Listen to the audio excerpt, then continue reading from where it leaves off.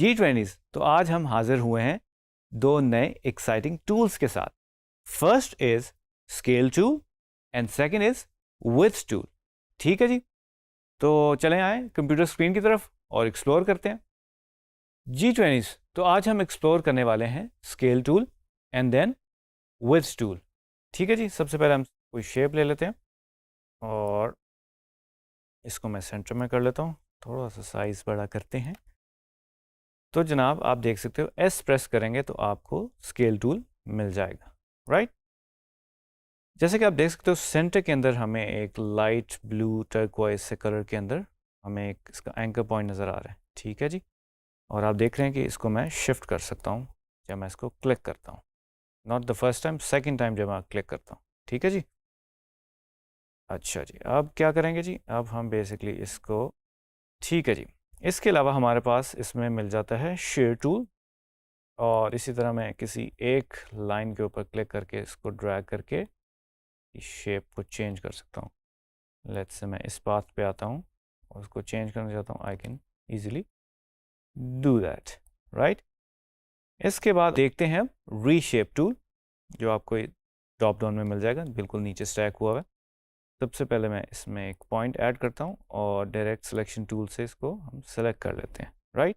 Now you can see इसकी arms नज़र आनी शुरू हो गई हैं और मैं दोबारा रीशेप टूल पे जाऊंगा and now I can reshape this. ठीक है जी, inwards outwards whatever you like. ठीक है जी, एक दफ़ा दोबारा कर लेते हैं, इससे हम ऐड करता हूँ डायरेक्ट सिलेक्शन टूल से, दोबारा इसको सेलेक्ट किया and then going back to reshape tool. Wow, isn't it cool.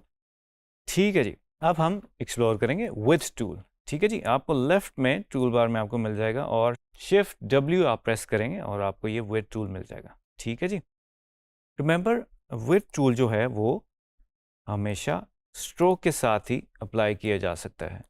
मैंने इधर स्पाइरल टूल जो हमने शायद पहले ना देखा हो, हमने आर्क बनाई हो, शायद लाइन बनाई हो इससे, तो ये एक बड़ा मज़ेदार स्पाइरल टूल है। इससे मैंने एक स्पाइरल क्रिएट कर दिया, इसको हम कोई भी डायरेक्शन दे सकते हैं, बड़ा कूल है, मज़ेदार है, राइट। अच्छा जी, सबसे पहले जी मैंने इसको सेलेक्ट कर लिया। अब मैं विड्थ टूल को सेलेक्ट करूँगा शिफ्ट डब्ल्यू प्रेस करने से एंड देन मैं इस फर्स्ट एंड पे आ सकता हूँ या लास्ट एंड पे आ जाऊँ। मैं लास्ट एंड से करता हूँ क्योंकि मुझे थोड़ी सी स्पेस यहाँ पे ज़्यादा मिल रही है। आप देखेंगे जैसे ही मैंने इसको क्लिक करके ड्रैग करना शुरू किया आउटवर्ड्स, तो ये हमें इंडिकेशन दे रहा है ये एक्सपैंड कर रहा है, या आप ये भी कह सकते हैं कि थिकनेस जो है वो ज़्यादा बढ़ रही है। ठीक है जी, इसमें एक मज़ेदार नोट करने वाली बात यह है कि हमने यहाँ से अगर स्ट्रोक की वेरिएबल सेलेक्ट कर लें तो आप देख सकते हो इससे आप इसको चेंज भी कर सकते हो कि आपको फर्स्ट पॉइंट पे क्या चाहिए, लास्ट पॉइंट पे क्या चाहिए। तो आप देख सकते हो जो लास्ट इसका एज है वो थोड़ा सा ब्रॉड है और जो इसकी दूसरी एंड है वो नैरो है, पॉइंटेड है। ठीक है जी, इसी वजह से ये पॉइंटेड है और ये वाला तो बड़ा मज़ेदार है।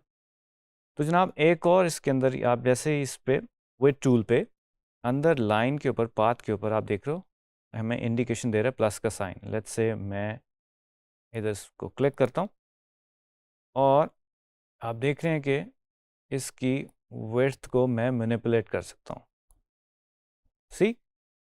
और हम सेकंड इस सेगमेंट को शिफ्ट भी कर सकते हैं अगर मैं इसको क्लिक करके ड्रैग करूँ।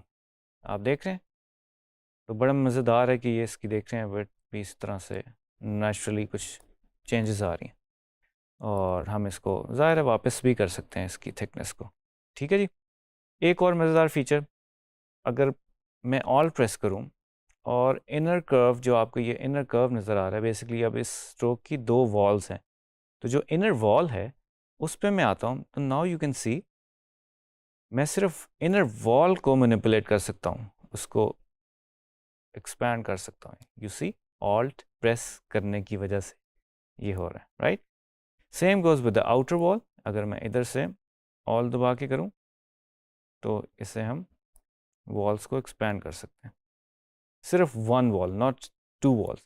अगर मैं ऑल्ट ना प्रेस करूं तो I can do two walls, if I press alt then single wall. ठीक है जी, तो बड़ा मज़ेदार टूल है, इसके साथ बड़ी मज़ेदार शेप्स बन सकती हैं, पैटर्न्स बन सकते हैं, और हमें एक नेचुरल एक जो स्ट्रोक की फील होती है वो मिल सकती है। आई होप कि आपने लर्न किया होगा कि विड्थ टूल क्या चीज़ है और इससे पहले जो हमने स्केल टूल देखा। तो मिलते हैं नई वीडियो में नए टूल के साथ।